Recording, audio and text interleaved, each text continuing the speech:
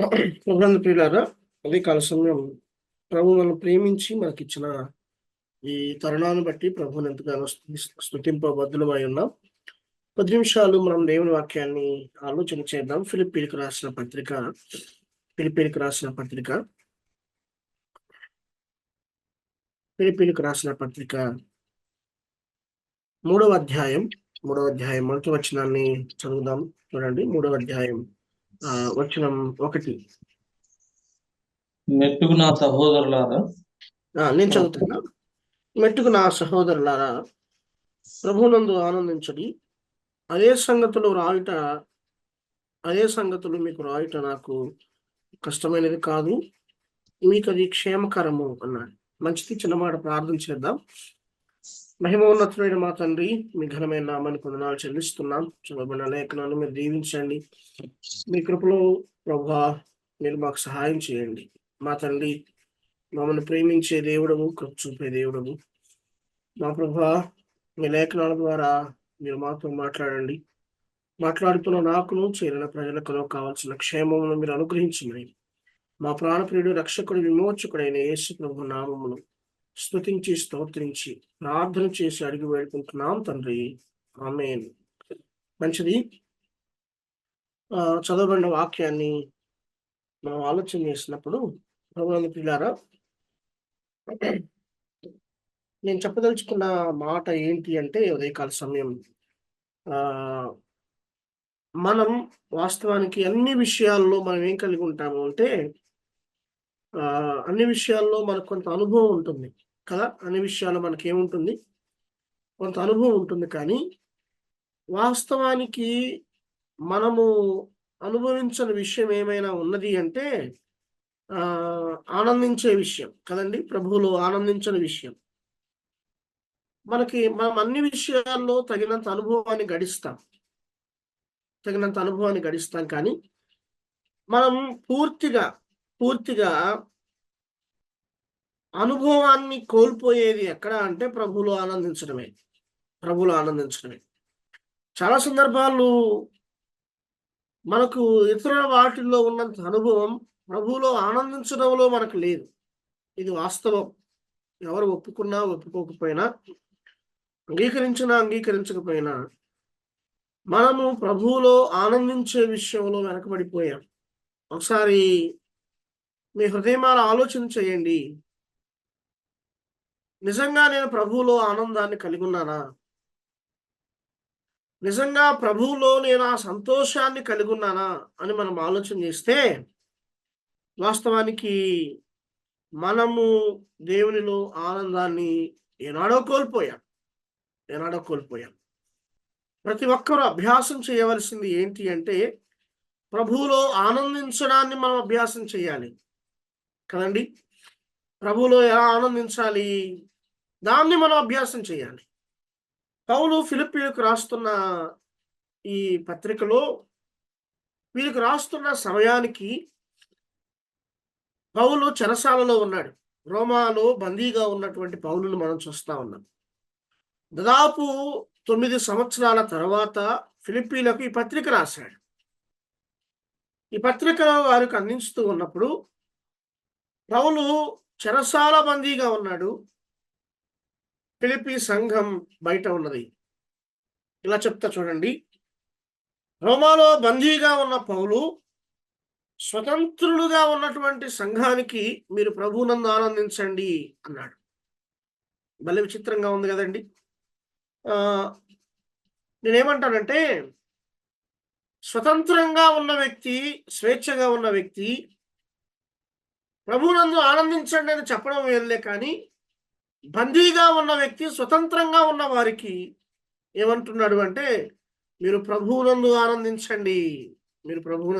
అంటే ప్రభువులో ఆనందించడాన్ని మనం ఏమయ్యాం, మనం కోల్పోయాం.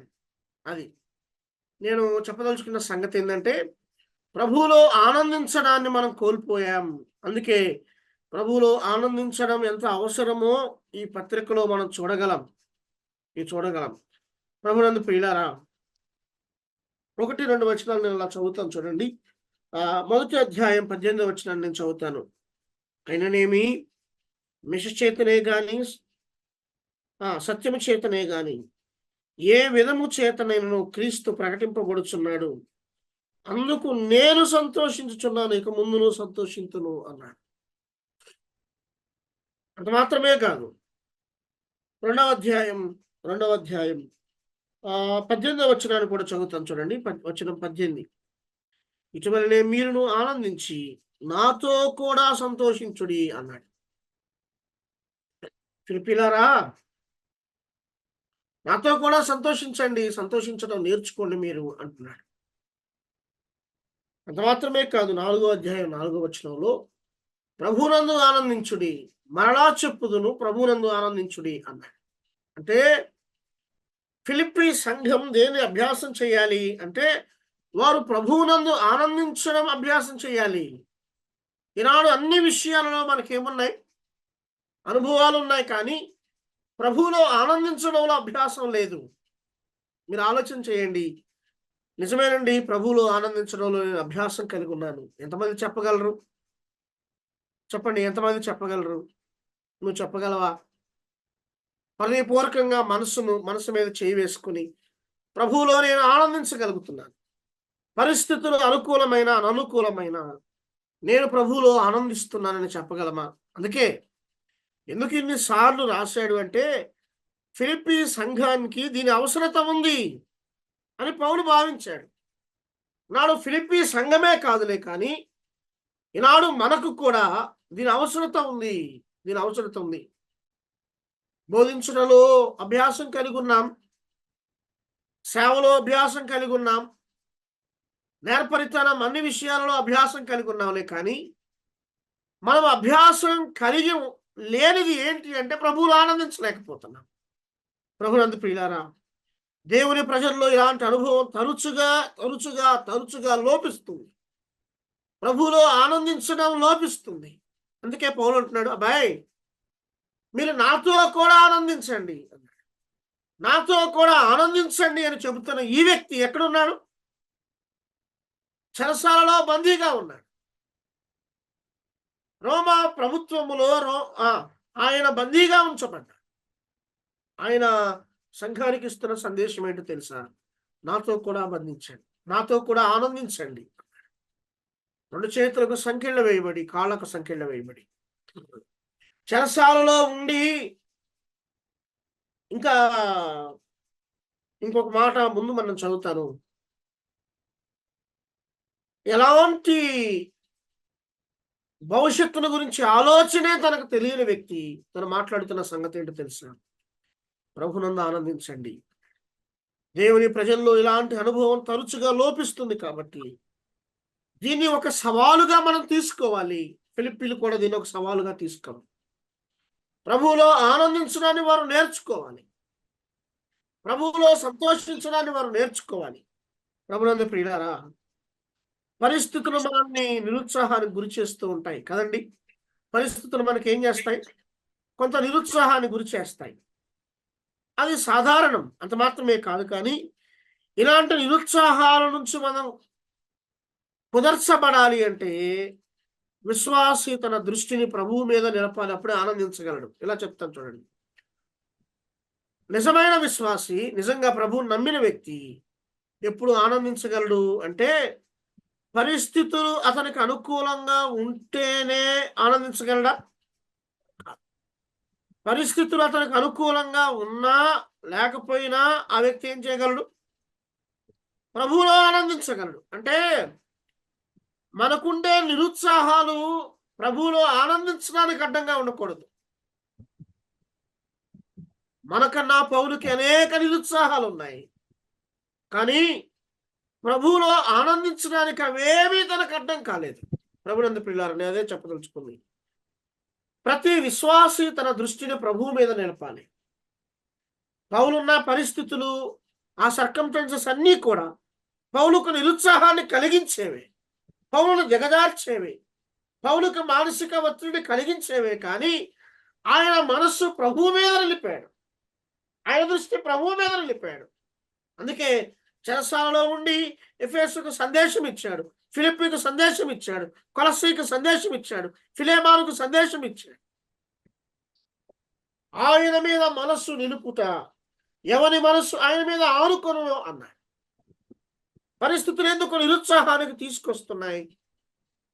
అనుకూల పరిస్థితులు మన చుట్టూ ఉండగా ప్రభువులో ఆనందించగలిగే మనస్సు మనలో తొలగిపోవడానికి కారణం ఏంటి అంటే ఇదే. ప్రభువులో ఆనందించే విషయంలో మనలో అభ్యాసం లేదు. అంటే ప్రభువు మీద మనస్సు నిలిపే విషయంలో విశ్వాసులు అభ్యాసం లేదు అన్నాడు. ప్రభునందు ప్రియులారా, రోమా ప్రభుత్వంలో బంధించబడిన వ్యక్తి, రోమా ప్రభుత్వంలో బంధించబడిన వ్యక్తి బయట స్వతంత్రంగా ఉన్నవారికి చెబుతున్న సంగతి, నాతో సంతోషించండి. వాట్ ఏ గ్రేట్ ఛాలెంజ్ కదండి, వాట్ ఏ గ్రేట్ ఛాలెంజ్. ప్రభువులో ఆనందించమని చెరసాలలో ఉన్న వ్యక్తి బయట స్వతంత్రంగా ఉన్న సంఘానికి చెబుతున్నాడు. ఇది పౌలు నేర్చుకున్నాడు, దీన్ని అభ్యాసం చేశాడు. పరిస్థితులు అనుకూలించకపోయినా ప్రభువులో ఆనందించడాన్ని ఆయన అభ్యాసం చేశాడు. ఒక విశ్వాసి తన మానసిక నైతిక స్థితి బాగుండాలి అంటే ఖచ్చితంగా అతడు ప్రభువులో ఆనందించడాన్ని నేర్చుకోవాలి. ఈనాడు మనం అన్నీ నేర్చుకుంటున్నాం, కానీ ప్రభువులో ఆనందించడాన్ని మాత్రం నేర్చుకోలేకపోతున్నాం. చూద్దాం చూడండి ఒక మాట నేను అలా చదువుతాను. ప్రభువులో ఆనందించలేకపోవడానికి అసలు మనలో ఉండే ఆటంకాలు ఏంటో చూడండి. ఫిలిప్పీలకు రాసిన పత్రిక 1వ అధ్యాయం 27వ వచనం చదువుతాం చూడండి. నేను వచ్చి మిమ్మల్ని చూచినను రాకపోయినను అన్నాడు. ఫిలిప్పీలారా, ఒకవేళ నేను మీ మధ్యకు వచ్చినా రాకపోయినా, మిమ్మల్ని చూసినా చూడకపోయినా, మీతో సహవాసం చేసినా చేయకపోయినా, మీ మధ్య ఉన్నా లేకపోయినా, మీరు మాత్రం నాతో కూడా సంతోషించడాన్ని మర్చిపోవద్దు. నేను మీ మధ్యకు రావచ్చు, రాలేకపోవచ్చు, నేను మిమ్మల్ని చూసినా చూడకపోయినా, మీ మధ్య నిలిచినా నిలవలేకపోయినా, కానీ ప్రభువులో ఆనందించడాన్ని మాత్రం మీరు మర్చిపోవద్దు. ఫిలిప్పీలు దేన్ని మర్చిపోయారు అంటే ప్రభువులో ఆనందించడాన్ని వారు మర్చిపోయారు అన్నాడు. వారు ప్రభువులో ఆనందించడాన్ని మర్చిపోయారు. ప్రభునందు ప్రియులారా, ఆలకించండి. మనం దేన్ని మర్చిపోయాం, దేన్ని అభ్యాసం చేయాలి, కానీ దేన్ని మనం మర్చిపోయాము అంటే ప్రభువులో ఆనందించడాన్ని మనం మర్చిపోయాం అన్నాడు. ప్రభువులో ఆనందించడాన్ని మనం మర్చిపోయాం. ప్రభునందు ప్రియులారా, మనం నేర్చుకోవలసింది ప్రభువులో ఆనందించడం. అంత మాత్రమే కాదు, ఇంకా చదువుతాం చూడండి. నేను వచ్చి మిమ్మల్ని చూచినను రాకపోయినను, మీరు ఏ విషయములలో ఎదురించు వారికి బెదరక అన్నాడు. ఫిలిప్పీలారా, మీరు బెదిరిపోతున్నారు, మీరు బెదిరిపోవద్దు. ఇక్కడ మీ ఆనందాన్ని కోల్పోయే సంగతులు ఉన్నాయి, మీ సంతోషాన్ని కోల్పోయే సంగతులు ఉన్నాయి. కాబట్టి మీరేం చేయొద్దు. ఏ విషయములోనూ ఎదురించు వారికి మీరు బెదరక అందరూ ఏకభావం అన్నాడు. ఇక్కడ ఒక 4 పాయింట్లు అండి చెప్తా చూడండి. దాన్ని చెప్పి నేను దాన్ని కొంచెం వివరిస్తాను.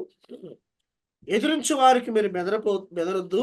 మొట్టమొదటిది, బెదరకుండండి. ఏకభావం ఉండాలి. సువార్త పక్షమున మీరు పోరాడాలి. 4వ సంగతి ఏంటంటే మీరు ఏక మనస్సు గలవారై నిలిచి ఉన్నారని అన్నాడు. 5 సంగతులు. 1, మీరు బెదిరిపోవద్దు, మీరు ఏకభావం ఉండాలి, మీరు పోరాడాలి, ఏక మనస్సు ఉండాలి, మీరు నిలిచి ఉండాలి. అంత మాత్రమే కాదు, కానీ సువార్తకు తగినట్లుగా మీరు ప్రవర్తించండి అన్నాడు. ఎలాగుంటే మీరు ఎన్నటికీ సంతోషాన్ని దూరం చేయలేరు అన్నాడు. ఈ దినాల్లో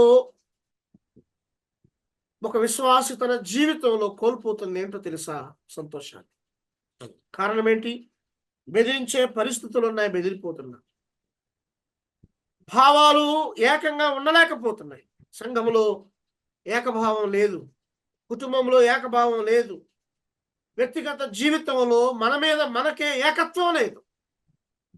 భిన్నమైన ఆలోచనలు, భిన్నమైన అభిప్రాయాలు మనలో ప్రవేశించాయి. ప్రభునందు ప్రియులారా, అందుకే ఇక్కడ చెప్తా ఉన్నాడు, ఏకభావం, విశ్వాసపక్షమున పోరాడుచు ఏక మనస్సు గలవారై అన్నాడు. ఇదే మనలో లేదు. ఇక్కడ ఒక మాట చూడండి, మనలో లోపిస్తుంది ఏంటి అంటే ఏకభావం. ఏకభావం ఏకభావం అన్నాడు. ఏకభావం అనే దానికి ఒక మాట నేను చదువుతా చూడండి. రెండవ అధ్యాయం రెండవ వచనం చదువుతా చూడండి. మీరు ఏక మనస్కులగునట్లు ఏక ప్రేమ కలిగి అన్నాడు. భావం ఒక్కటిగా ఉండాలి, మనస్సు ఒక్కటిగా ఉండాలి, ప్రవర్తన ఒక్కటిగా ఉండాలి. వీటిలో మనం నిలిచి ఉంటే సంతోషించగలం అన్నప్పుడు వీటన్నిటినీ కలిపేది ఏంటి అంటే ప్రేమ. తెలిపినారా, మీ చుట్టూ ఇలాంటి పరిస్థితులు ఉన్నాయి. మీ మధ్య ఏకత్వాన్ని, ఏక భావాన్ని, ఏక తాత్పర్యాన్ని, ఏక మనసును చెరిపే పరిస్థితులు మీ మధ్య ఉండగా అవన్నీ మీలో నుంచి పోవాలి అంటే మీలో ఉండవలసిందేంటి? ప్రేమ అన్నాడు. ఇక్కడ చూద్దాం చూడండి.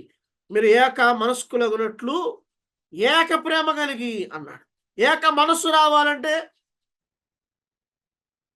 ఏముండాలి?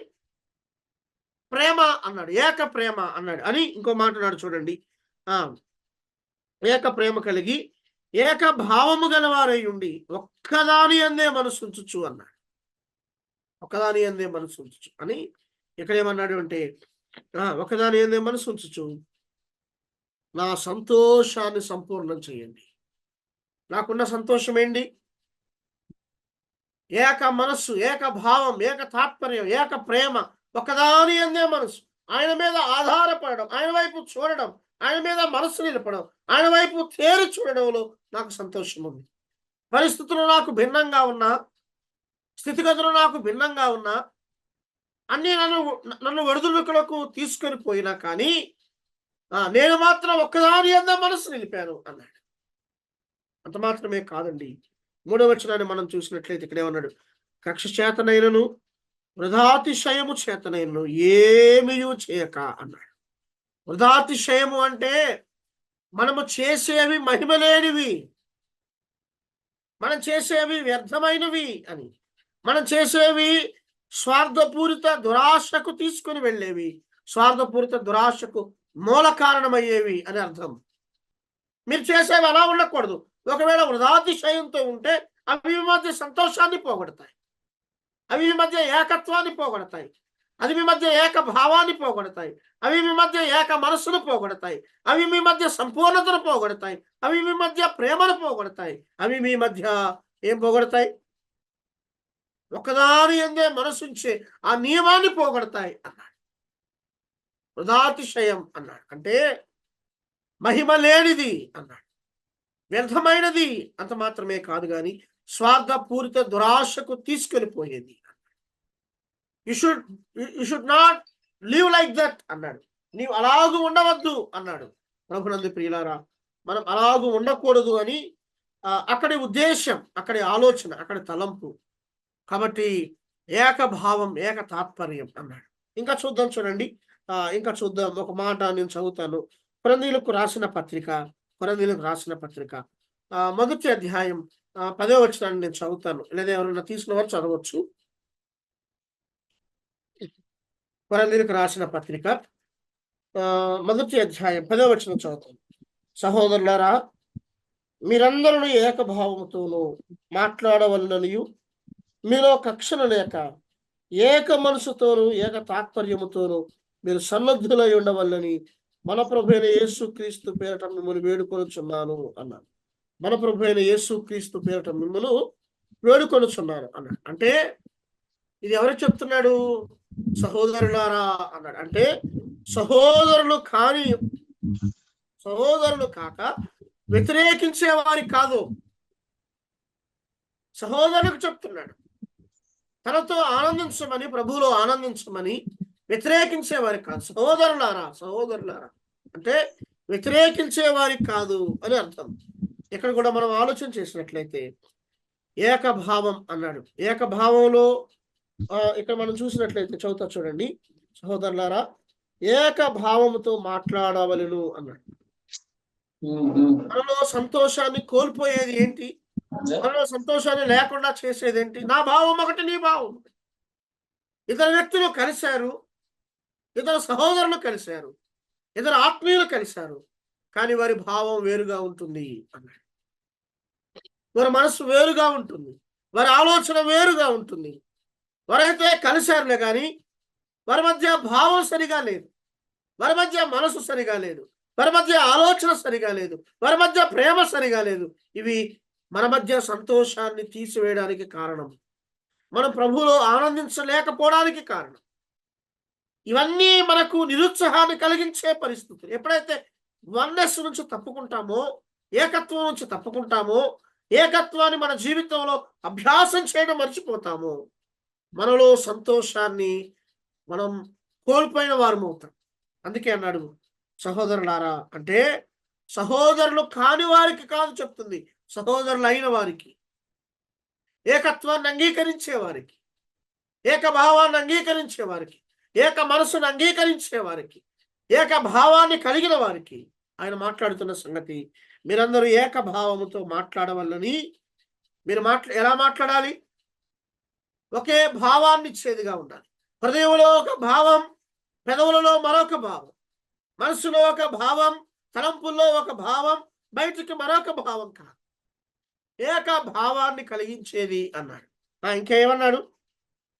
మీలో కక్షలు లేక లేక ఏక మనసుతో ఏక తాత్పర్యముతో మీరు సన్నద్ధులై, ఎప్పుడైతే మీరు అలాగ జీవిస్తారో, ఎప్పుడైతే మీరు అలాగ ఉంటారో, ఖచ్చితంగా మీరు ప్రభువులో ఆనందించగలరు అన్నాడు. ప్రభువులో ఆనందించలేకపోవడానికి కారణం ఏంటో తెలుసా? మనలో ఏక భావం లేదు, మనలో కక్షలు ఉన్నాయి. సహోదరులే కానీ భావం వేరు, సహోదరులే మనస్సు వేరు, సహోదరులే ప్రేమ వేరు అన్నాడు.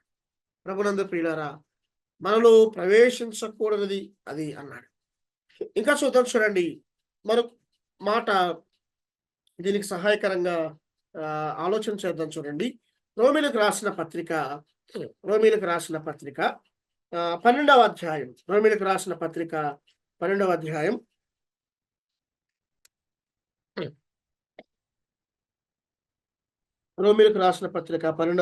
10వ వచనం చదువుతాను. సహోదరులారా, ప్రేమ విషయములో ఒకని యందు ఒకడు అనురాగము గలవారే అన్నాడు. ప్రేమ విషయములో ఒకరి యందు ఒకరు ఎలా ఉండాలి? అనురాగం అన్నాడు. అనురాగం అనే దానికి ఏం చెప్పాడు అంటే, కుటుంబ సభ్యులు ఒకరి మీద ఒకరు ఎలాంటి అనురాగాన్ని కలిగి ఉంటారో, అంటే కుటుంబ సభ్యుల మధ్య ఉండే ప్రేమ అనే అర్థం. ఏమర్థం? సహోదరుల మధ్య ఏ ప్రేమ ఉండాలి? నా సొంత కుటుంబ సభ్యుల మధ్య నాకే అనురాగం ఉంటుందో, సహోదరుల మధ్య అదే అనురాగం ఉండాలి అన్నాడు. అప్పుడు మాత్రమే ఏకభావం మనం తీసుకురాగలం.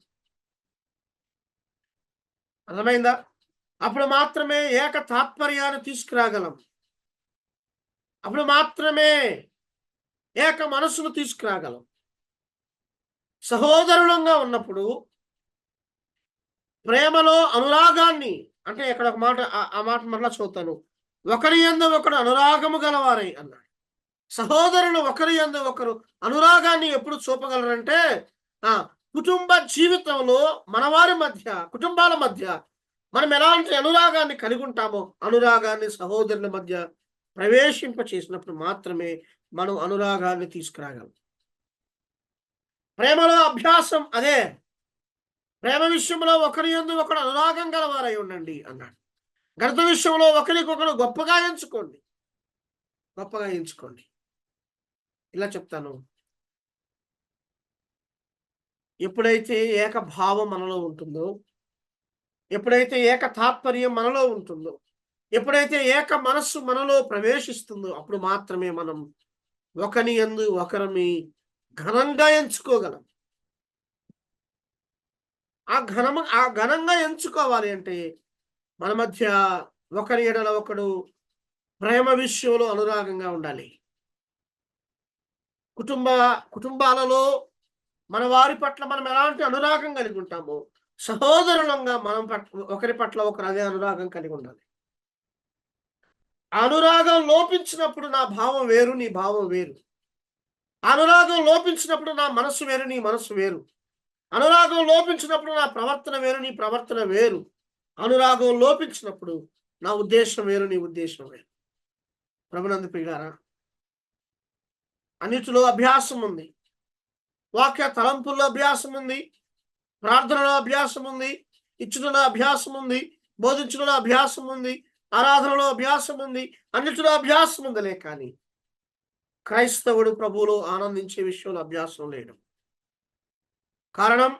కారణం ఇదే. ఏక మనస్సు అతని మధ్య ప్రవేశించలేకపోతుంది. ఏక భావం మన మధ్య లేకుండా పోతుంది. ఏక మనస్సు మన మధ్య లేకుండా పోతుంది. ఏక తాత్పర్యం లేకుండా పోతుంది. ఎదిరించి వారికి బెదిరింపక నిలిచే మనస్సు మనలో లేకుండా పోవడానికి కారణం ఏంటో తెలుసు. మనలో ఏకత్వాన్ని వదిలిపెట్టాం, ఏక భావాన్ని వదిలిపెట్టాం. ఏ పరిస్థితులు మన మధ్య నిలిచినా దానికి బెదిరిపోతున్నాం. ఏవి మన మధ్య ప్రవేశించినా మనం బెదిరిపోతున్నాం. పౌలు అంటున్నాడు, ఫిలిప్పీలారా, ఎదిరించి వారికి మీరు బెదరక ఏకభావముతో స్వార్థ పక్షమున మీరేం చేయాలి? నిలిచి ఏక మనస్సు గలవారై అన్నాడు. ఏక మనస్సు గలవారై. ఇవన్నీ మనలో లోపించడానికి కారణం ఏంటి తెలుసా? మన మధ్య ప్రేమ అనే అనురాగం లోపించింది. సహోదరులారా, కొరంథీయుల్లో అదే మాట వాడాడు, రోమీలకు అదే మాట వాడాడు. అంటే సహోదరులు కాని వారి గురించి కాదు ఇక్కడ మాట్లాడుతుంది. సహోదరులైన వారి మధ్య ఉండవలసిన అనురాగం. ఎప్పుడైతే వారిలో ఈ అనురాగాన్ని చూడగలమో అప్పుడు మాత్రమే వారి మధ్య ఏకత్వాన్ని చూడగలం. ఎప్పుడైతే వారి మధ్య ఏకత్వాన్ని చూడగలమో అప్పుడు మాత్రమే ఒకరి పట్ల ఒకరు ఘనమైన వారుగా ప్రవర్తించగలం. Simple formula. మనలో అనురాగం లోపిస్తే మనలో ఏకత్వం లోపిస్తుంది. ఏకత్వం లోపిస్తే ఖచ్చితంగా ఒకరి ఎడల ఒకరం ఆ ఘనపరిచే తత్వాన్ని పోగొట్టుకుంటాం. ఘనపరిచే తత్వాన్ని పోగొట్టుకున్నాము అంటే ఖచ్చితంగా బెదిరిపోతాం, ఖచ్చితంగా ప్రవర్తించలేం, ఖచ్చితంగా జీవించలేం, ఖచ్చితంగా ఆయన మీద నిలవలేం. ఫిలిప్పీలారా, మీ చుట్టూ అలాంటి పరిస్థితులు నిలిచి ఉండగా మీరు వాటిల్లో ఉండవద్దు అన్నాడు. చూడండి, ఫిలిప్పీలకు రాసిన పత్రిక మొదటి అధ్యాయం. ఫిలిప్పీలకు రాసిన పత్రిక మొదటి అధ్యాయం. ఫిలిప్పీలకు రాసిన పత్రిక మొదటి అధ్యాయం 27వ వచనం. నేను వచ్చి మిమ్మల్ని చూచినను చూడకపోయినను ఏ విషయములోనూ మీరు ఎదిరించి వారికి బెదరక. ఫిలిప్పీలారా, మీరు బెదిరిపోవద్దండి. మీరు నాతో కూడా సంతోషించాలి, నాతో కూడా ఆనందించాలి. ఆనందించడం, సంతోషించడం మీరు అభ్యాసం చేయాలి అన్నాడు. అని ఇప్పుడు ఏమంటున్నాడంటే అందరూ ఏకభావంతో ఉండాలి. అందరూ అమ్మా, కొందరే కాదు, జాగ్రత్తగా కొందరే కాదు, సహోదరులు అయిన వారందరూ కూడా మీరు ఇలానే ఉండాలి. సంఘంలో ఇలానే ఉండాలి, కుటుంబంలో ఇలానే ఉండాలి. వ్యక్తిగతంగా మన భావం వేరుగా ఉండకూడదు, కుటుంబంగా మన భావం వేరుగా ఉండకూడదు, సంఘంగా మన భావం వేరుగా ఉండకూడదు. నీ భావం ఒకటి, ప్రభు భావం ఒకటిగా ఉండకూడదు. నీ భావం ఒకటి, కుటుంబ భావం ఒకటిగా ఉండకూడదు. నీ భావం ఒకటి, సంఘ భావం ఒకటిగా ఉండకూడదు. మన భావాలు ఏకమై ఉండాలి అన్నాడు. అని ఇక్కడ ఒక మాట చదువుతా చూడండి. సువార్త విశ్వాస పక్షముగా పోరాడుచు అని మరొక మాట అన్నాడు. మీరు క్రీస్తు సువార్తకు తగినట్లుగా ప్రవర్తించండి అన్నాడు. క్రీస్తు సువార్తకు తగినట్లుగా ప్రవర్తించండి. ప్రభునందు ప్రియులారా, సువార్త వేరు, క్రీస్తు వేరు కాదు. సువార్త వేరు, క్రీస్తు వేరు కాదు.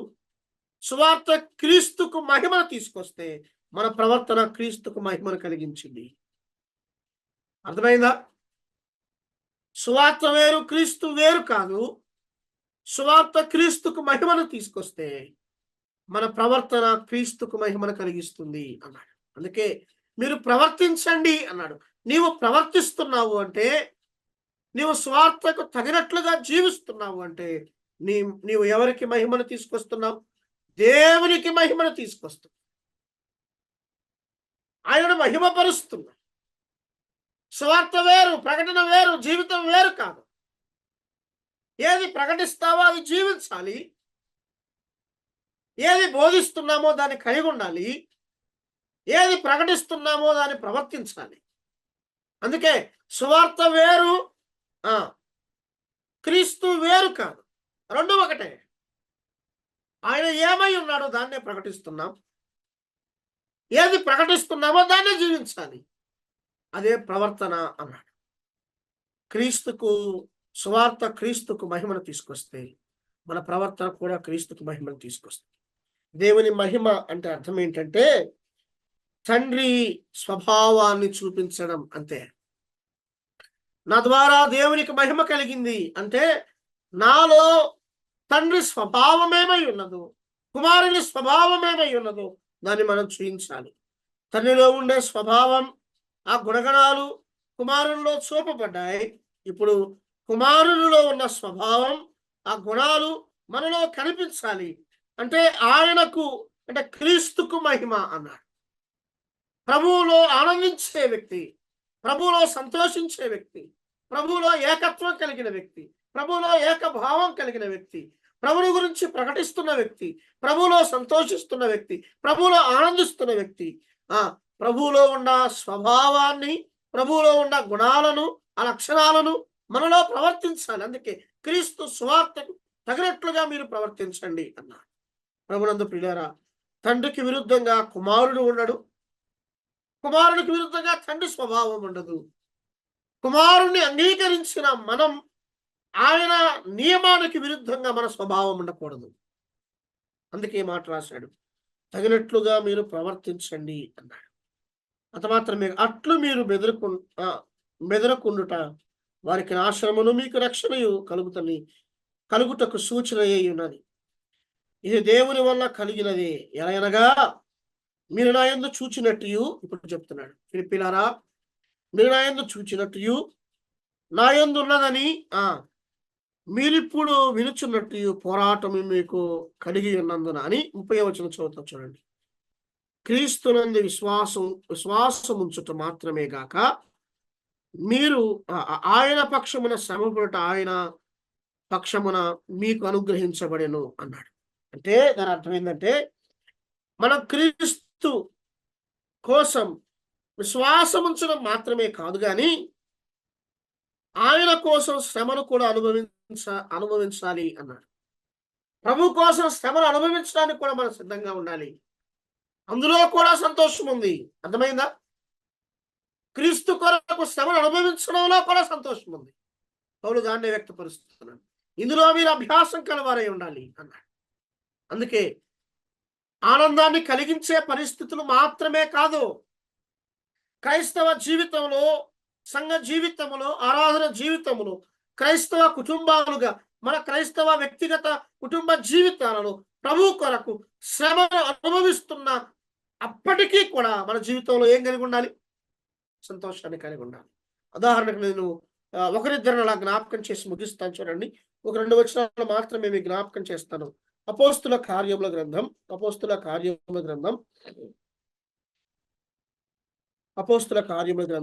అధ్యాయం. అపోస్తుల కార్యముల గ్రంథం అధ్యాయం 5 వచనం 40వ వచనం చదువుతా చూడండి. వచనం 40. వారతని మాటకు సమ్మతించి అపోస్తులను పిలిపించి కొట్టించి యేసు నామమును బట్టి బోధింపకూడదని ఆజ్ఞాపించి వారిని విడుదల చేసిరి. ఆ నామము కొరకు అవమానము పొందుటకు పాత్రులమని ఎంచబడినందున వారు సంతోషించుతూ మహాసభ యొద్ద నుండి వెళ్ళిపోయి అన్నారు. ప్రియులారా, ప్రతి దినము దేవాలయములోను ఇంటింటను మానక బోధించుచు యేసే క్రీస్తై ఉన్నాడని ప్రకటించాను అన్నాడు. వారు ఏం చేస్తున్నారు అంటే ఆ నామము కొరకు అవమానం పొందుట పాత్రులమని ఎంచారు అన్నాడు. ప్రభువులో ఆనందించడానికి మన చుట్టూ ఉన్న పరిస్థితి అన్ని అనుకూలంగా ఉన్నప్పుడు మాత్రమే మనం సంతోషించడం కాదు. సభకు వెళ్ళినా, మహాసభకు వెళ్ళినా, అవమానించబడినా, కొట్టబడినా, ఏడ్చబడినా, శ్రమ అనే అలలు మన జీవితాన్ని తాకినా కూడా ఇందుకు మేము పాత్రులం. ప్రభువు నమ్మిన మా జీవితాలలో దీనికి మేము పాత్రులమని ఎంచి వారి వలె సంతోషించాలి. వారిని బెదిరించారు, కొరడాలతో కొట్టి వారిని పంపివేశారు. వారు మహాసభ నుంచి వెళ్ళిపోయి అన్నారు. వారు సంతోషించుతూ మహాసభ ఎదురు నుండి వెళ్ళిపోయారు. ఇప్పుడు చెప్పండి, ఇదే పరిస్థితులు మన జీవితాల్లో ఎదురైతే ఇవే విధానాలు మన జీవితాల్లో ఎదురైతే ఆ తర్వాత అన్నాడు, ప్రతి దినము దేవాలయములోను ఇంటింటను మానక బోధించుచు అన్నాడు. ఒకవేళ ఆ స్థానములో అక్కడ మనం నిలిస్తే, అక్కడ మనం నిలబడితే ప్రభువులో ఆనందించగలమా? ఒకవేళ ప్రభువులో ఆనందిస్తున్నానని చెప్పగలమా? ఒక వ్యక్తికి ప్రభువులో ఆనందించడానికి ఆ ఏ ఏ విషయాలు దోహదం చేస్తాయో తెలుసా? ఒకవేళ ఆ వ్యక్తికి వర్తమానం ఇస్తే ప్రభువులో ఆనందిస్తున్నానని చెప్పగలడు, పరిచర్య ఇస్తే చెప్పగలడు, పెత్తనం ఇస్తే చెప్పగలడు, అధికారం ఇస్తే చెప్పగలడు. తను ఏది కోరాడో దాన్ని పొందుకుంటే నేను ప్రభువులో ఆనందిస్తున్నా అనగలం. నో, ప్రభువులో ఆనందించడానికి మనకు కావలసింది ఏకభావం. ప్రభువులో ఆనందించడానికి మనకు కావలసింది ప్రేమ. ప్రభువులో ఆనందించడానికి మనకు కావలసింది, బెదిరించేవారు ఉన్నప్పుడు వారికి బెదరక నిలిచేవారు వీరు నిలిచారు ప్రభు. సభకు వెళ్ళినా, మహాసభకు వెళ్ళినా, పెద్దల యొద్దకు వెళ్ళినా, బెదిరింపులు వచ్చినా, కొరడా దెబ్బలు వచ్చినా వీరు నిలిచి సంతోషించి వెళ్ళి యెరూషలేములోను ఇంటింటను వారు బోధించుచు యేసే క్రీస్తు అయి ఉన్నారని ప్రకటించారు. ప్రకటించుటలో వీరికి ఆనందం ఉన్నది, ప్రకటించడంలో వీరికి సంతోషం ఉన్నది. సభకు ఈడ్చారే, బెదిరించారే, కొరడాలతో కొట్టారే, ఇన్ని అనుకూల పరిస్థితుల మా మధ్య చోటు చేసుకున్నాయి. ఇవన్నీ మా మధ్య నిలిచి ఉండగా, ఇవన్నీ మా చుట్టూ ఉండగా ప్రభువులో మేము ఎలా ఆనందించగలం? ప్రభువులో ఎలా సంతోషించగలం? ఇంకెలా బోధించగలం? ఇంకెలా ప్రకటించగలం? ఇంకెలా చేయగలం?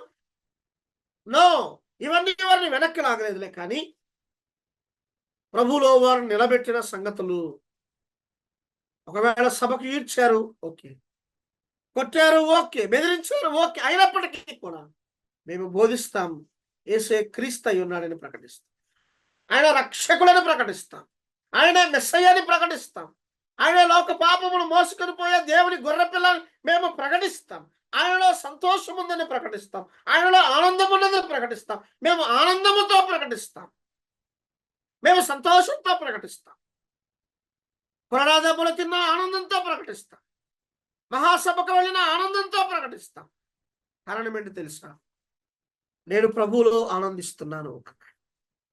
ప్రభువులో ఆనందించడాన్ని అభ్యాసం చేసిన వారు ఖచ్చితంగా పరిస్థితులు అనుకూలత లేకపోయినా ప్రభువులో ఆనందిస్తారు. ఇందాక జ్ఞాపకం చేశాను, మరలా జ్ఞాపకం చేస్తున్నా, క్షమించండి. మనము కోరింది మనం ఆశించినప్పుడు మాత్రమే మన ఆనందాన్ని వ్యక్తపరుస్తాం. మనం అనుకున్నది జరిగితేనే మనం ఆనందాన్ని వ్యక్తపరుస్తాం. నో, మనము కోరింది జరిగినా జరగకపోయినా, ఆశించింది పొందుకున్నా పొందుకోకపోయినా ప్రభువులో ఆనందించడాన్ని మనం నేర్చుకోవాలి. వర్తమానం ఉన్నా లేకపోయినా, అధికారం ఉన్నా లేకపోయినా, నువ్వు కోరింది నీకు దక్కినా లేకపోయినా, ఆశించింది వచ్చినా రాకపోయినా ప్రభువులో ఆనందించడం మాత్రం ముఖ్యమైంది. ప్రభువులో ఎంతగా ఆనందించడాన్ని నేర్చుకుంటావో ప్రభువు మనకు అవసరమైన వాటిని అంతగా దగ్గర చేస్తాడు. ఒక మాట ఆఖరిగా చదివి నేను ముగిస్తా. చూద్దాం, చూడండి. కొరింథీయులకు రాసిన రెండవ పత్రిక, కొరింథీయులకు రాసిన రెండవ పత్రిక మొదటి అధ్యాయం 5వ వచనాన్ని చదువుతా, చూడండి. వచనం 5, క్రీస్తు యొక్క శ్రమలు మా యందు ఎలాగో విస్తరించుచున్నవో అలాగే క్రీస్తు ద్వారా ఆదరణయు మాకు విస్తరించుచున్నది, ఇందులో మాకు సంతోషం ఉంది. కొరింథీయులారా, క్రీస్తు యేసు యొక్క శ్రమలు మా యందు ఎలాగ విస్తరించుచున్నవో, క్రీస్తు యేసునందున్న శ్రమలు విస్తరించినా మాకు సంతోషం ఉంది, అందులో మేము సంతోషిస్తున్నాం. అంత మాత్రమే కాదు, ఇంకేమన్నాడు? అలాగే క్రీస్తు ద్వారా ఆదరణ మాకు విస్తరిస్తుంది, అయినప్పటికీ మాకు ఆనందం ఉంది. శ్రమలు విస్తరించిన మాలో ఆనందం చెదిరిపోలేదు. ప్రభు యొక్క ఆదరణ మమ్మల్ని ఆదరించినా మాలో సంతోషం చెదిరిపోలేదు. శ్రమ మా దగ్గరకు వచ్చినా మాలో ఆనందం చెదిరిపోలేదు. అంత మాత్రమే కాదు, ప్రభు ఆదరించిన మాలో ఆనందం చెదిరిపోలేదు. ఒకవేళ ఆదరించకపోయినా మాలో ఆనందం ఏమవలేదు, చెదిరిపోలేదు. అందుకే అంటున్నాడు, నన్ను బలపరచువాని యందే నేను సమస్తమును చేయగలిగి ఉన్నాను అంటాడు. ఫిలిప్పీ పత్రిక 4వ అధ్యాయం. క్రీస్తు శ్రమలు వారికి విస్తరించిన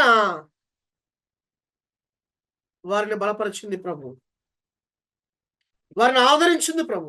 నన్ను బలపరచువాని యందే నేను సమస్తం చేయగలను, అందుకే నేను ఆనందంగా ఉన్నాను. ఫిలిప్పీలారా, చెరసాలలో ఉన్నాను, సంఖ్యలతో ఉన్నాను. ఒకవేళ మిమ్మల్ని చూస్తానో చూడనో నాకు తెలియదులే, కానీ మీరు మాత్రం ఆనందించడం నేర్చుకోండి. ప్రభువులో ఆనందించడం అవసరమండి. విశ్వాసి అన్నిటిలో అభ్యాసం కలిగి ఉన్నాడు, అన్నిటిలో నేర్పరి అయి ఉన్నాడులే, కానీ విశ్వాసి వ్యక్తిగతంగా, కుటుంబంగా, సంఘంగా, సమాజంగా ప్రభువులో ఆనందించడాన్ని కోల్పోయాడు, ప్రభువులో సంతోషించడాన్ని కోల్పోయాడు. పరిస్థితులకు అనుకూలంగా, పరిస్థితులకు విధి విధానాలకు దగ్గరగా అతడు ఆనందిస్తున్నాడు. నో, అలా కాదండి. పరిస్థితులు అనుకూలంగా ఉన్నా లేకపోయినా ప్రభువులో ఆనందించడం నేర్చుకుందాం అన్నాడు. అందుకే ఒక మాట నాడు చూద్దాం, చూడండి.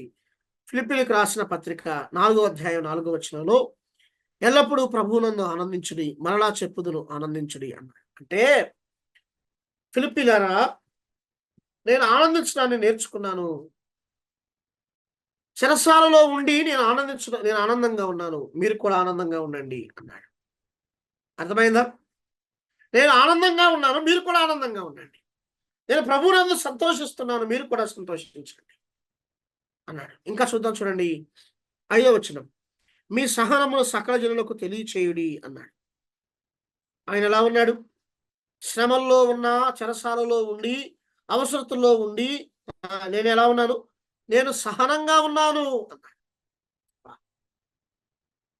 ప్రభు మీద తను ఎంతగా కేంద్రీకృతమై ఉన్నాడు తన జీవితం, తన మనస్సును. చూడండి, మీ సహనమును సకల జనులకు తెలియచేయండి. సహనాన్ని కలిగి ఉన్న వ్యక్తి, కలిగి ఉండమని చెబుతున్న వ్యక్తి ఉన్న పరిస్థితులు ఏంటి?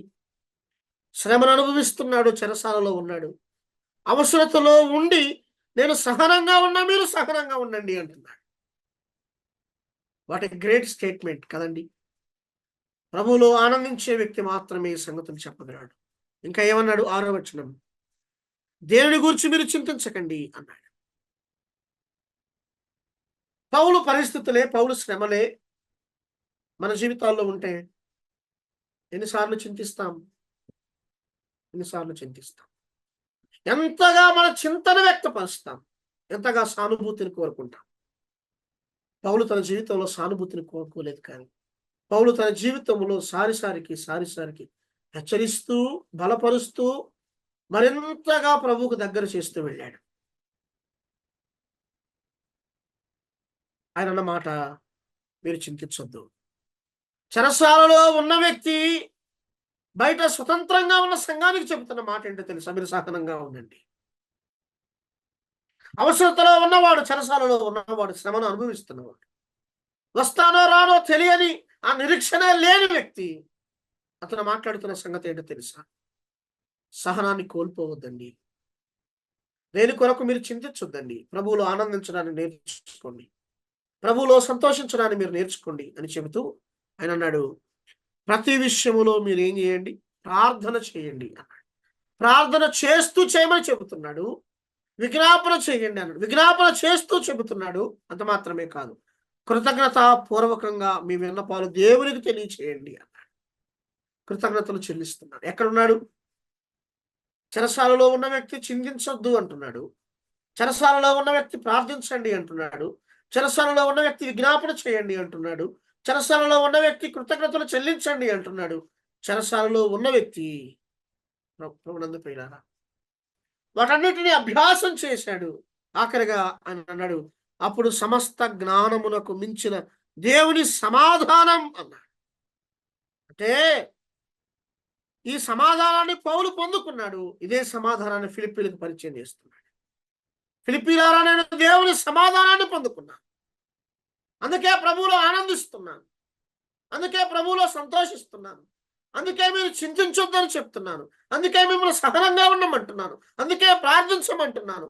అందుకే విజ్ఞాపన చేయమంటున్నాను. అందుకే కృతజ్ఞతలు చెల్లించమంటున్నాను. దేవుని సమాధానాన్ని నేను పొందుకున్నాను. మీ హృదయాలలో మీ తలంపులకు కావలసినంత సమాధానాన్ని ప్రభు అందిస్తాడు. కాబట్టి ఆ సమాధానాన్ని నేను పొందుకున్నాను. మీరు కూడా పొందుకోవాలి. అంటే మీరు ఎలా ఉండాలి? ప్రభువులో ఆనందించడం నేర్చుకోవాలి. మీరేం చేయాలి? మీరు సహనంగా ఉండడం నేర్చుకోవాలి. మీరేం చేయాలి? చింతించకుండా ఉండడం నేర్చుకోవాలి. మీరు ప్రార్థించడం నేర్చుకోవాలి. మీరు విజ్ఞాపన నేర్చుకోవాలి. కృతజ్ఞత నేర్చుకోవాలి.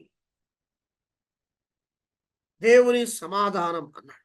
అప్పుడు సమస్త జ్ఞానముకు మించిన దేవుని సమాధానం యేసు క్రీస్తు వలన మీ హృదయములకు మీ తలంపులకు కావలియుండును అన్నాడు. ఈ సమాధానాన్ని పౌలు పొందుకొని, ఈ సమాధానం నాకు లభించిందయ్యా, ఈ సమాధానాన్ని మీరు కూడా పొందుకోండి అన్నాడు. నా సమయం అయింది, నేను ముగిస్తా ఉన్నాను. ప్రభువులో ఆనందించడం, ప్రభువులో సంతోషించడం. అందుకే 3వ అధ్యాయం 1వ వచనంలో మాట్లాడుతున్న మెట్టుకు సహోదరులారా, ప్రభువునందు ఆనందించండి. ఈనాడు మన జీవితాల్లో అన్ని కోణాలలో, అన్ని విషయాలలో, అన్ని సందర్భాలలో అన్నీ ఉన్నాయి లెక్క, ప్రభువులో ఆనందించడం మాత్రం మన జీవితంలో లేదు. ఎంత విచారం. ప్రభువులో ఆనందించడం మన జీవితాల్లో లేదు. వారు మహాసభకు ఏడ్చబడిన వారు సంతోషించారండి. మరలా యెరూషలేములో ప్రకటించారు, ఇంటింటికి వెళ్ళి బోధించారు, యేసే క్రీస్తు అయి ఉన్నారని ప్రకటించారు. మహాసభకు ఈడ్చిన, బెదిరించిన, కొట్టిన వారిలో ఉన్న సంతోషాన్ని తీసివేయలేదు. కారణం ఏంటో తెలుసా? దేవుని సమాధానం వారికి దొరికింది అన్నాడు. ఈనాడు మన జీవితాలలో ప్రభువులో ఆనందించలేకపోవడానికి కారణాలు ఏంటో తెలుసా? సింపుల్గా చెప్తున్నాను, మనలో ఏకత్వం లోపిస్తుంది. మనలో ఏమి లోపిస్తుంది? ఏకత్వం లోపిస్తుంది. ఒక పూరిలో నిలబడాలంటే దానికి మధ్యలో నిట్టాడు ఉండాలి. మధ్యలో నిటారుగా ఉండేటువంటి ఒక పెద్ద నిట్టాడిని బాదుతారు. దాని మీద మిగిలిన వాసాలన్నీ ఆనుకుంటాయి. దాని మీద అంటే ఆనుకునే వాసాలు ఏక భావంతో ఉండాలి, ఏక తాత్పర్యంతో ఉండాలి, ఏక మనసుతో ఉండాలి, ప్రేమ కలిగి ఉండాలి, ఘనపరిచేవిగా ఉండాలి. అలా కాకుండా భావం వేరుగా, ఉద్దేశం వేరుగా, మనసు లేకుండా ఆనుకుంటే ఈనాటికైనా ఆ దూలము నుంచి అవి తొలగిపోతాయి, జారిపోతాయి. ప్రభునందు ప్రియులారా, కుటుంబంలోనైనా, వ్యక్తిగత జీవితంలోనైనా, సంఘంలోనైనా మనం ఎలా ఆనుకుంటున్నాం? ప్రభువులో ఆనందించడాన్ని ఎంతగా అభ్యాసం చేశాం? ప్రభువులో ఆనందించడాన్ని అభ్యాసం చేయండి. మహాసభ ఎదుటికి వెళ్ళిన వారి సంతోషాన్ని తీసివేయలేకపోయారు. క్రీస్తు సువార్తకు తగినట్లుగా మీరు ప్రవర్తించండి ఫిలిప్పీలారా, అది వారికి అభ్యాసం చేయమన్నాడు. అందుకే చెప్తున్నాను, సువార్త వేరు, క్రీస్తు వేరు కాదు. సువార్త క్రీస్తుకు మహిమను తీసుకొస్తే సహోదరులంగా మన ప్రవర్తన, మన జీవితం క్రీస్తుకు మహిమను తీసుకురావాలి. ఆయన స్వభావాన్ని మనలో, ఆయన గుణాన్ని మనలో ప్రచురింపచేయాలి. ప్రభునందు ప్రియులారా, నేను మరలా చెప్తున్నాను, ఆనందించండి. చెరసాలలో ఉండి చెరను అనుభవిస్తున్న వ్యక్తి, నేను ఆనందిస్తున్నా, మీరు ఆనందించండి. నేను సహనంగా ఉన్నా, మీరు సహనంగా ఉండండి. నేను చింతించటం లేదు, మీరు చింతించొద్దు. నేను ప్రార్థిస్తున్నా, మీరు ప్రార్థించండి. నేను విజ్ఞాపన చేస్తున్నా, విజ్ఞాపన చేయండి.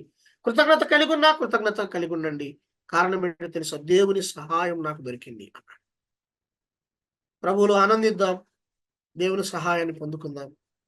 మనలో ఉన్న చింతలు ప్రభువు మీద పెడదాం.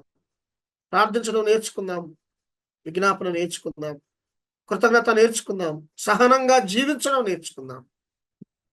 యేసే క్రీస్తు అయి ఉన్నాడని మన జీవితం ద్వారా ప్రచురిద్దాం. ఆ ఆనందాన్ని మన జీవితాల్లో కలిగి ఉందాం. అటు కృపా దేవుడు మనకు అనుగ్రహించును గాక. సమయం ఇచ్చిన ప్రియులు పెద్దలకు, అలాగే కరుణాకరణకు ప్రేమపూర్వకమైన వందనాలు చెల్లిస్తా ఉన్నాను.